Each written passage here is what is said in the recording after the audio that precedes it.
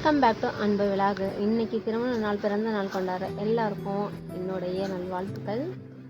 இந்த கொண்டக்கடலை பார்த்திங்கன்னா நைட்டே ஊற வச்சுருந்தாங்க. காலையில் உருளைக்கிழங்கு 2 வெட்டி போட்டு இது ஒரு குக்கரில் வேக வச்சிடலாம். கொஞ்சமாக உப்பு, கொஞ்சமாக மஞ்சத்தூள் போட்டு வேக வச்சிடலாங்க.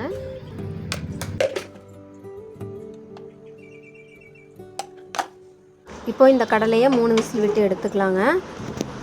பக்கத்துலேயே பார்த்தீங்கன்னா உலை வச்சுருக்கேன், அது கொஞ்சம் காஞ்சிட்டு இருக்கட்டும். இதுக்கு தேவையான வெங்காயம், தக்காளி எல்லாமே கட் பண்ணி வச்சுருக்கேன். இதுக்கு ஒரு மூடி தேங்காயும் நமக்கு தேவைப்படுதுங்க. இதை அரைச்சிக்கலாம். இதில் கொஞ்சமாக சோம்பு போட்டு அரைச்சிக்கலாம். டேஸ்ட்டு கொஞ்சம் நல்லாவே இருக்கும்.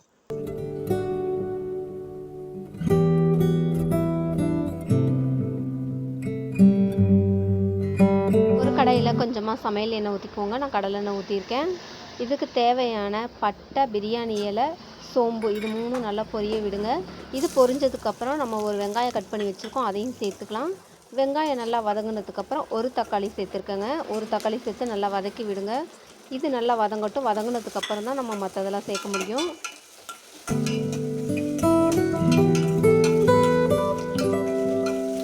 தக்காளி வெங்காயம் வதக்கிட்டு இருக்கும்போதே பார்த்திங்கன்னா பக்கத்தில் எனக்கு சாதமும் வெந்துருச்சுங்க.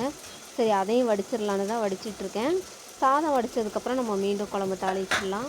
இப்போ பார்த்தீங்கன்னா தக்காளி நல்லா வதங்கிருச்சு. நான் வீட்டிலேயே அரைச்ச மசாலா தூள் வச்சுருக்கேன், குழம்பு மசாலா தூள். அதை ஒரு 3 ஸ்பூன் போட்டிருக்கேன். நல்லா வதங்கினதுக்கப்புறம் நம்ம கொண்டக்கடலையும் உருளைக்கிழங்கும் சேர்த்துக்கலாங்க. இது நல்லா வதக்கி விடுங்க. இது வதங்கினதுக்கப்புறமா தேவையான அளவு தண்ணி ஊற்றி நல்லா கொதிக்க வச்சுருங்க. இது நல்லா கொதித்ததுக்கப்புறம் உப்பு கொஞ்சம் சேர்த்துக்கோங்க. உப்பு சேர்த்ததுக்கப்புறம் நம்ம தேங்காய் ஊற்றிக்கலாங்க. தேங்காய் நான் ஏற்கனவே அரைச்சி வச்சுருக்கேன், அதை ஊற்றிடுங்க. ரொம்பலாம் கொதிக்கணும்னு அவசியம் இல்லை, ஏன்னா கடலையெல்லாம் ஏற்கனவே வெந்திருக்கு.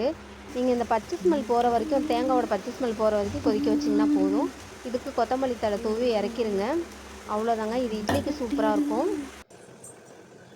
காலையிலே டிஃபனுக்கு இது தாங்க கொண்டக்கடலை குழம்பு. இட்லிக்கு நல்லாயிருக்கும். மத்தியானம் சாப்பாட்டுக்கும் இது தான். 2க்குமே ஊற்றிக்கலான்னு ஒரே குழம்பாக வச்சுட்டேன். இன்றைக்கி மத்தியானத்துக்கு வடித்த சாதம் தாங்க. இதுக்கு கொண்டக்கடலை போட்டு குழம்பு வச்சுருக்கேன். கூடவே நான் இட்லியும் சுட்டிருக்கேன் டிஃபனுக்காக. ஸ்கூலுக்கு பார்த்திங்கன்னா புதினா சம்மந்தி ரைஸ் தான் செஞ்சுருக்கேன். இதோட ரெசிபி உங்களுக்கு வேணும்னா கமெண்ட் பாக்ஸில் சொல்லுங்கள். தேங்க்யூ.